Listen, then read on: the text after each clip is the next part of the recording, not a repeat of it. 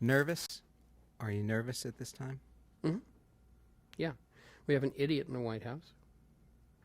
We have a group of people who are oil men who are convinced that there will always be more and that there can't be anything wrong with it because it's how I make my money. And they can't wrap themselves around the idea that we can't keep burning fossil fuel because we will initiate global warming. We already have. They are short-sighted, greedy beyond all belief. It's a matter of policy for them to lie. They don't even, it doesn't even occur to them to try to tell the truth. It's all spin, which is lying. And they do not have our best interests at heart. There's a thing called Crosby's axiom, which is the bigger a company gets, the less it gives a damn about you. And they represent the biggest companies in the world. That's who they are. They're oil guys. And they're getting us into trouble for the wrong reasons. They put us into Afghanistan because they want a pipeline across Afghanistan. They didn't say that at the time, but now everybody knows it. The New York Times printed it. It's the truth. That's what it was about. You know the guy that's president of Afghanistan right now? You know what his last job was? Unical. Mohammed Karzai. That's where he used to work. What a coincidence. What an odd thing. And the same for going into Iraq. These are, it's about oil, and he wants his daddy to give him a lolly for finishing up, but his father was too dumb to finish. And they want the oil. David, it has nothing to do with Saddam Hussein. If it was about Saddam Hussein, we could take 1/10 of the money it's going to cost us to do this, give it to the Mossad, and Saddam Hussein would be dead. You know, we've been doing this now for 25 years. I've always had difficulty with you and your inability to express your true feelings. feelings. I'm so shy. That's the problem. So reticent. Let's talk a little bit about another major thing that happened since we spoke last, which was what turned out to be sort of a double reunion with Neil Young. The Millennium Tour and then the tour last year. Such fun, man. Such a blast. Neil is like having an elemental force in your band. It's like having the wind in your band. He's just fantastic to play music with because he's so totally committed to doing it. And it's all he really cares about. It's his family and his music. He doesn't really give a damn about anything else. And he's wholehearted about it. And when you play music with him, you can take it to the max. That's where he wants to go anyway. So can you feel the difference between audiences reacting to CSN and audiences reacting to CSNY? And Sure. What is the difference? What does he bring to the It's a totally party? different chemistry. He brings like nitroglycerin to the mix. They're two completely different bands. And both of them are very effective and very powerful, but they're completely different. And I love working with Neil. It's a delight to me to work with him. Is it your guess that there will be more? Yeah. I mean, we did a good job. The only real criterion Neil has about it is, was the music any good? And it was. So it follows naturally that he would probably want to do it again. He'll cycle through 2 or 3 other things first. Because Neil's not about, he doesn't do it just to have his way. He makes these decisions because he wants to keep the music being exciting to him. That's what keeps him alive, afloat, as it were. And he can't do it any other way. So I'm sure he'll do, at least 1 or 2 other things first, and then I think he'll come back to it because he knows it was good. Your personal favorite moment on Looking Forward?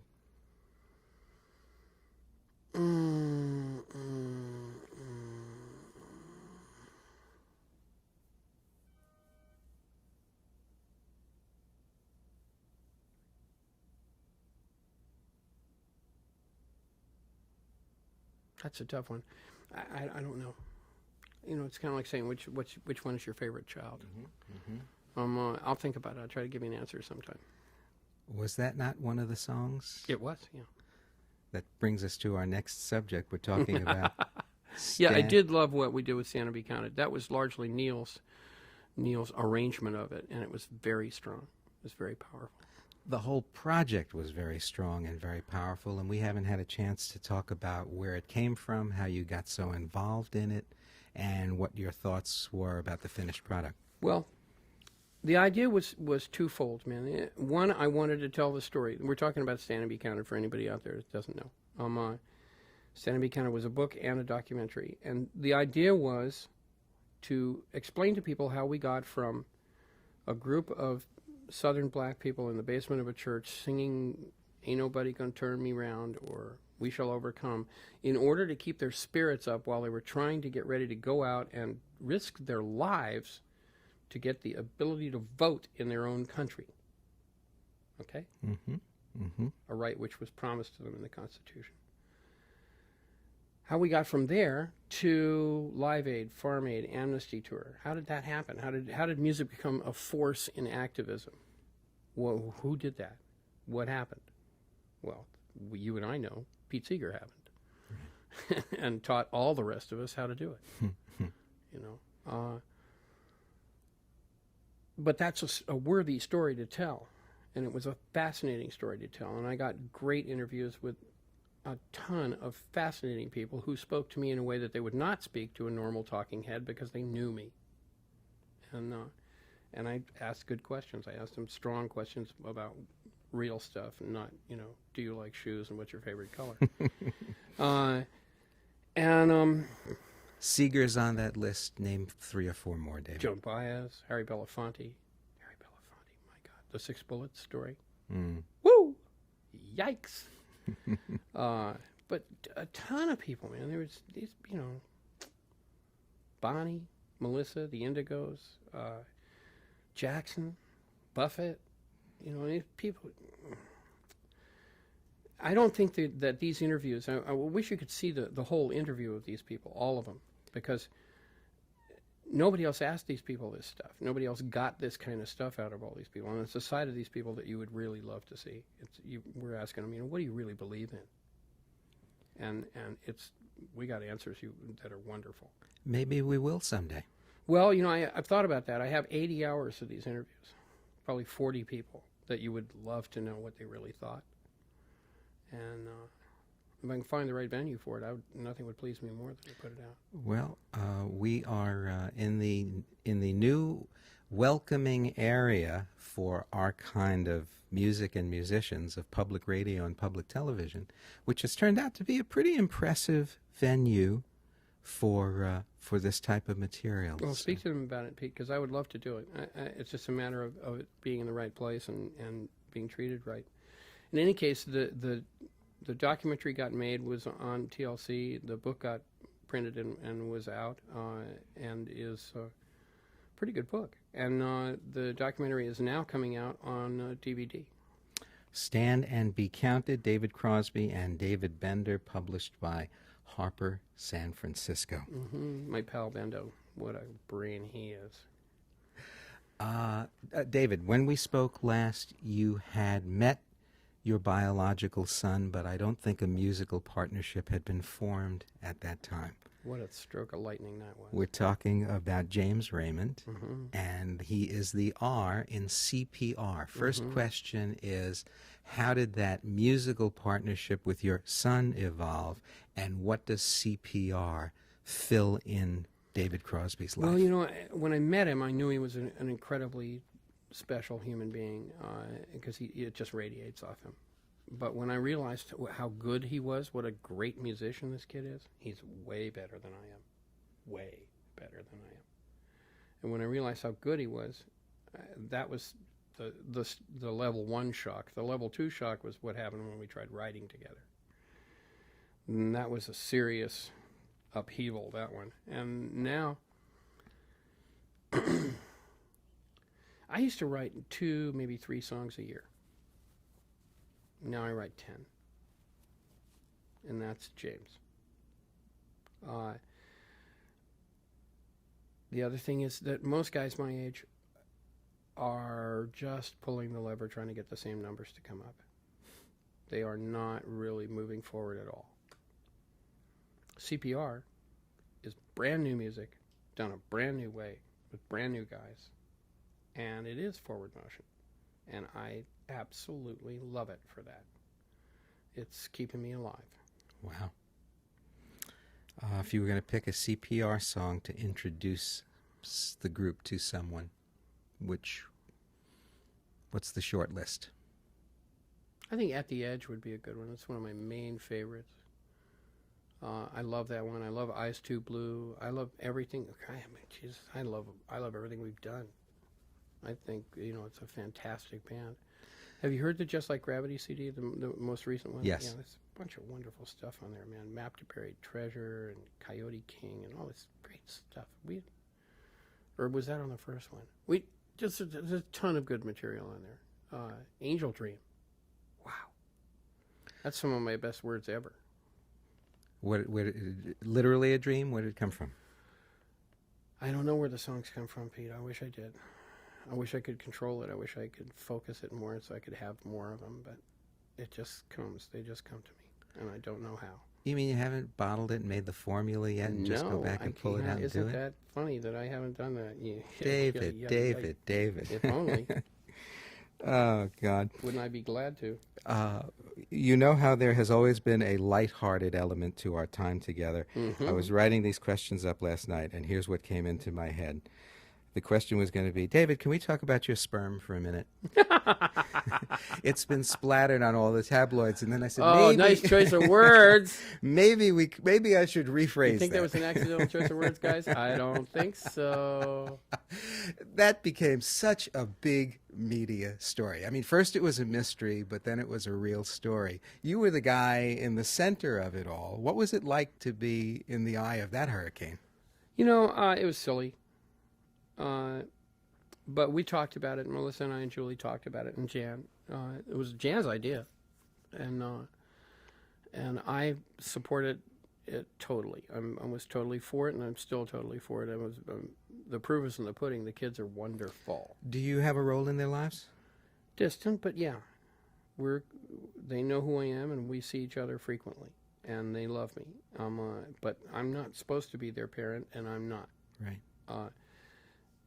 I do love them, and they are stunners, man. You should see Bailey. She's the prettiest little girl on earth. But the media thing, we knew it would be a feeding frenzy, There just is that element to, the mass media. And we thought about it all, and Julie and Melissa made a very good choice. They said, sooner or later, it's got to come out because they will not stop pressing us about it. They were pressing Melissa every time. She couldn't do anything without somebody saying, okay, now who's really the father? It's not Brad Pitt, is it?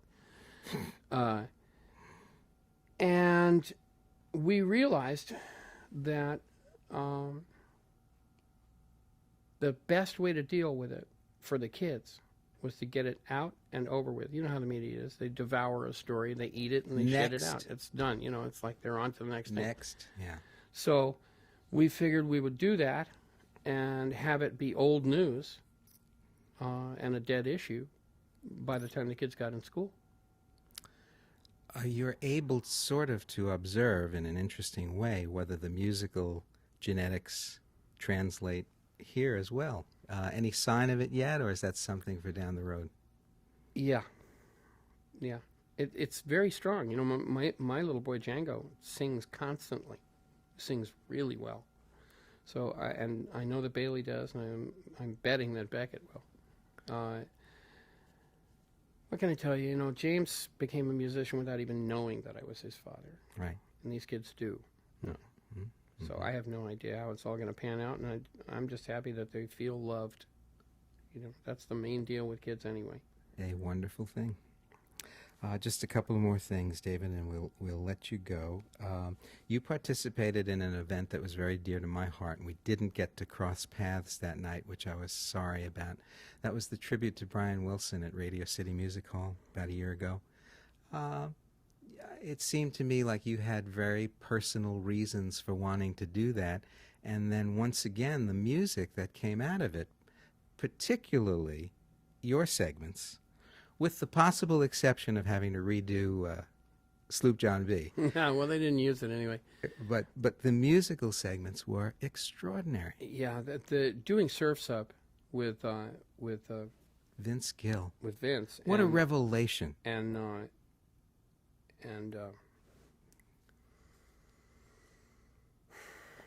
Jimmy Webb? Jimmy Webb. That was just astounding. Because, I mean, it's a crazy good piece of music. And Vince is, you know, one of the best singers in the world. I didn't really appreciate that until that night. Oh, man. He's fantastic. Yeah. I mean, he should either be able to sing like that or play lead guitar the way he does or play golf that well. One of the three. Not all three. It's not fair. But yeah, that was a very good experience. I think because, you know, most tributes are people taking advantage of a chance to get in front of the cameras.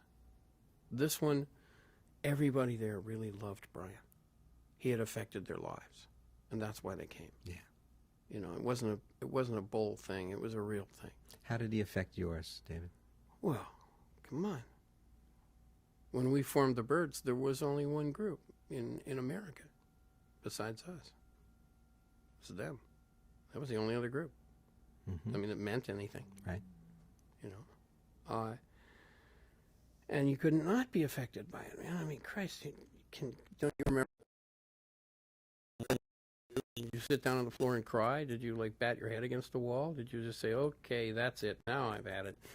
What, you know, the guy affected everybody. Yeah. You know, it's like asking, you know, how did, you know, Lennon and McCartney affect me? Well, Brian is a casualty to some extent. yes. And I feel badly about that. But that he gets out there and does it, that he has survived and Dennis and Carl haven't, it's an amazing tribute to something in him. It's what he does. It's what he was put here to do, and he knows it. Yeah. And even if he is slightly crippled, he still knows what he was put here to do. Yeah. And he's trying to do it. The other one you did was In My Room with Carly.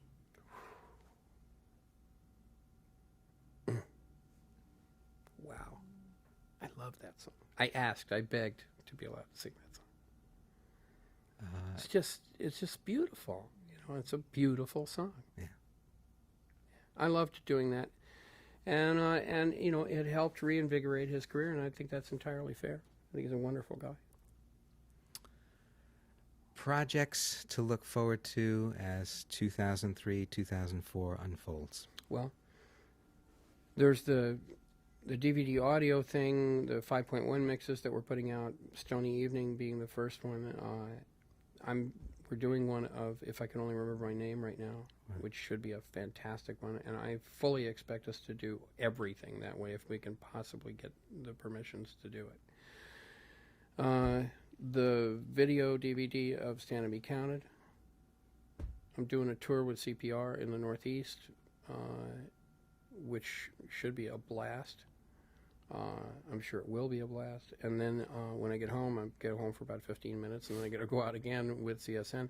And we're going to do a lot of work this time. We're covering a lot of secondary markets that we couldn't hit with CSNY. Mm-hmm. And we're having a, you know, I mean, if it's anything like it was 2 nights ago, man, it's going to rock their world.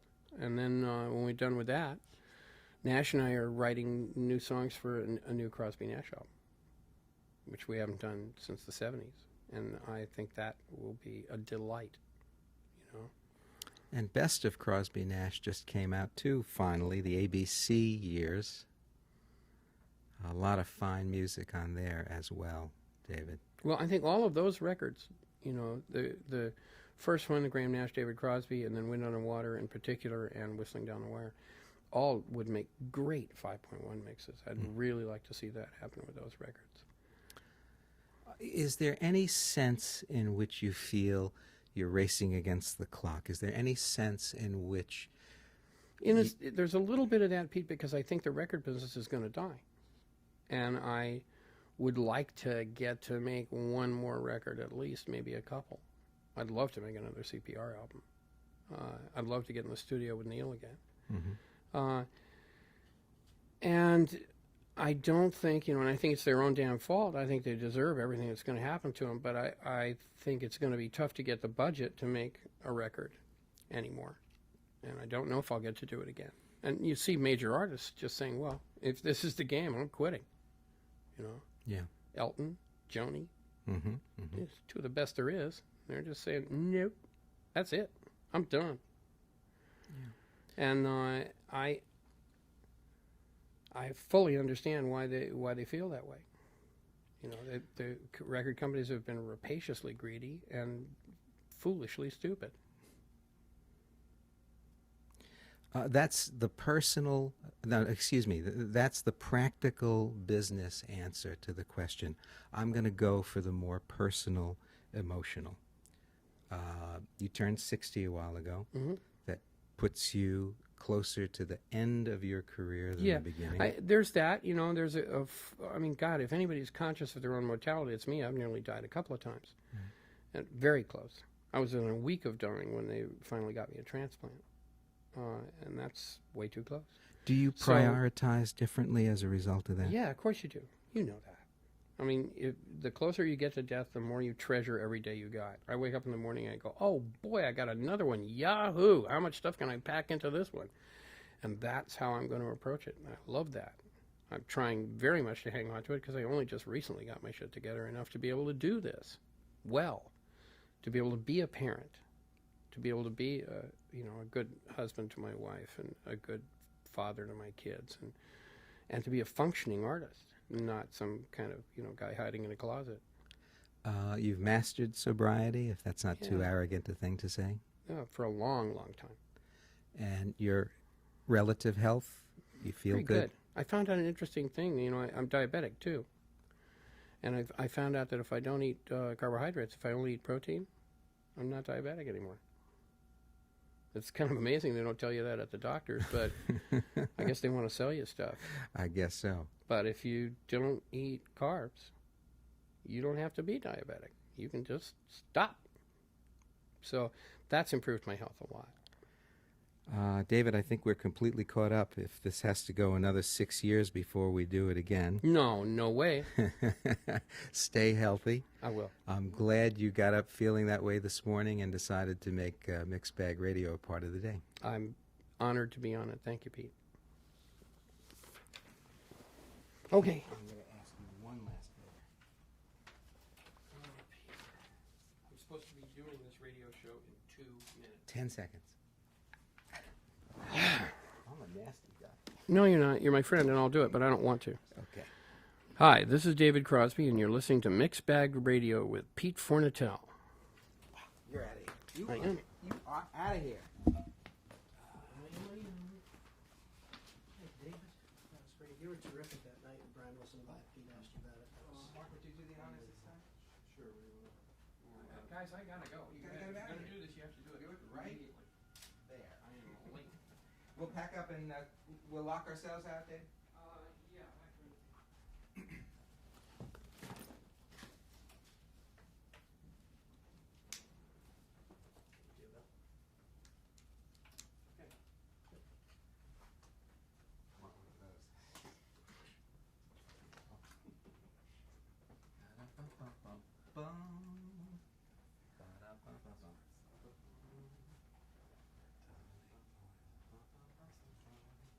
I think I have a jacket here somewhere.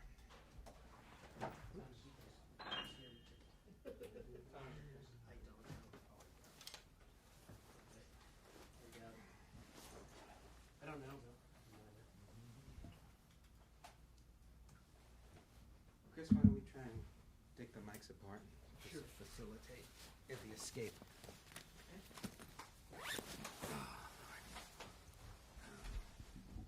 Are these the cables from